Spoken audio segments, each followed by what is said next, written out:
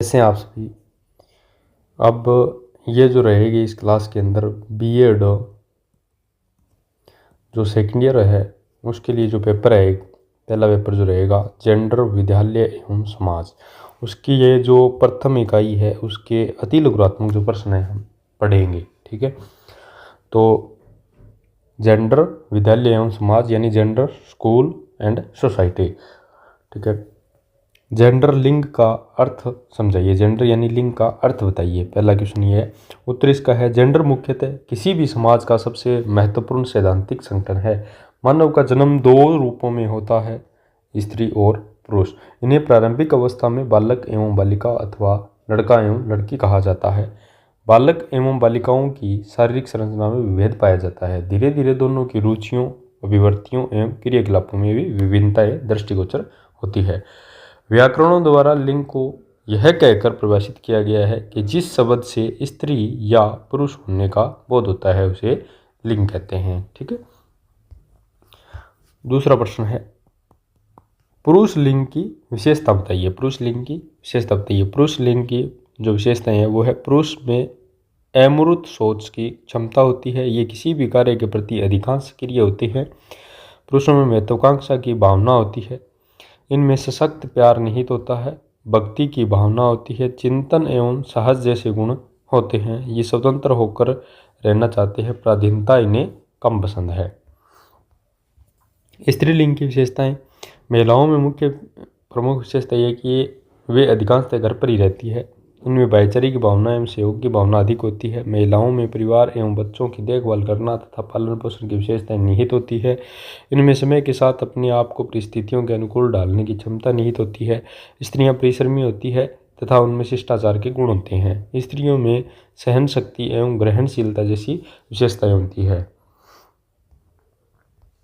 अगला क्वेश्चन क्या है। नारीवाद आंदोलन किन पहलुओं एवं मुद्दों पर आधारित होता है।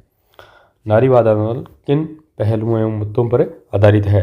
नारीवाद आंदोलन महिलाओं के प्रत्येक क्षेत्र में पुरुषों के समान अवसर प्रदान करना, शिक्षा और रोजगार के क्षेत्र में समान अवसर, संपत्ति और मताधिकार के मामले में समानता, घरेलू हिंसा एवं यौन शोषण के विरुद्ध अधिकार, मातृत्व अवकाश एवं अन्य सुविधाएं, राजनीतिक एवं कानूनी समान अधिकार। अगला क्वेश्चन है जेंडर एवं सेक्स में तीन अंतर स्पष्ट कीजिए। जेंडर एवं सेक्स में प्रमुख अंतर क्या है। जेंडर मनुष्य की व्यवहारिक भावनाओं एवं मनोभावों को प्रदर्शित करता है, जबकि सेक्स एवं एक जैविक एवं शारीरिक विशेषता को प्रकट करता है जो महिला एवं पुरुष में अलग अलग संदर्भित करता है। जेंडर लिंग के अंतर्गत पुरुष लिंग, स्त्रीलिंग व इसके अतिरिक्त अन्य वर्ग भी होते हैं। सेक्स के अंतर्गत नर और मादा वर्ग आते हैं। जेंडर लिंग की पहचान एवं ग्रहणशीलता का निर्धारण सामाजिक, पारिवारिक एवं सांस्कृतिक मूल्यों से निर्धारित होता है। सेक्स की पहचान शारीरिक हार्मोन्स, जननांग, चेहरे के बाल, शरीर की संरचना तथा जैविक विवरण द्वारा निर्धारित होता है। अगला क्वेश्चन है पितृसत्तात्मक व्यवस्था की विशेषताएं लिखिए। पितृसत्तात्मक व्यवस्था की विशेषताएं लिखिए। पितृसत्तात्मक व्यवस्था की विशेषताएं। पितृसत्ता एक सामाजिक प्रणाली है। यह एक पारिवारिक प्रणाली है। इसमें पुरुष की भूमिकाएं स्त्रियों की भूमिकाओं के ऊपर होती है। पितृसत्तात्मक व्यवस्था से समाज, अर्थव्यवस्था, राज्य व्यवस्था, धर्म इत्यादि पुरुष का ही वर्चस्व होता है। पितृसत्तात्मक में पुरुष समस्त गतिविधियों का केंद्र बिंदु होता है, अर्थात परिवार की समस्त क्रियाएं उसी के चारों ओर घूमती है। पितृसत्तात्मक व्यवस्था में समस्त महत्वपूर्ण नीतिगत निर्णय पुरुषों द्वारा ही लिए जाते हैं।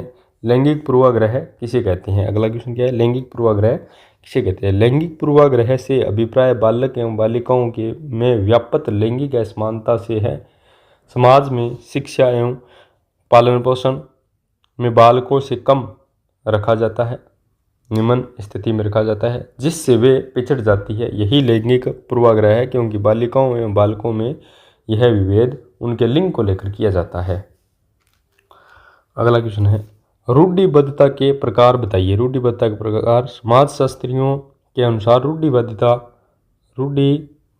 के दो प्रकार सामाजिक मानदंड प्रस्तुत करती है।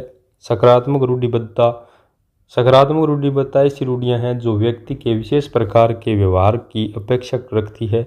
उदाहरण के लिए, जीवन में ईमानदारी रखो, माता पिता का आदर करो, ये सकारात्मक रूढ़िबद्धता के अंतर्गत आती है। और नकारात्मक या निषेधात्मक रूढ़िवादिता सकारात्मक रूढ़िवादी रूढ़ियों के विपरीत निषेधात्मक रूढ़ियाँ वर्जना के रूप में हमें कुछ विशिष्ट व्यवहार करने से रोकती है। उदाहरण के लिए, जैसे चोरी नहीं करनी चाहिए, वेश्यावृत्ति से दूर रहना चाहिए, सट्टेबाजी नहीं करनी चाहिए आदि।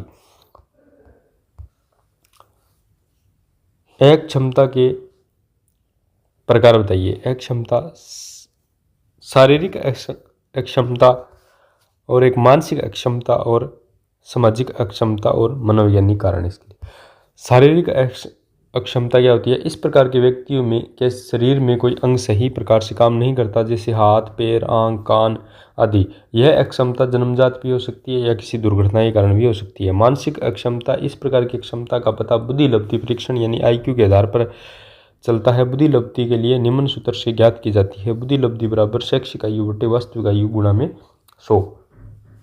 जिन बच्चों की बुद्धि लब्धि अंक 70 से कम आता है उन्हें मंद बुद्धि की श्रेणी में रखा जाता है। सामाजिक अक्षमता, परिवार में कोई कमी होने यानी गरीबी या अन्य किसी वजह से कुछ बच्चे हीन भावना के शिकार हो जाते हैं और समाज में समायोजित नहीं हो पाते।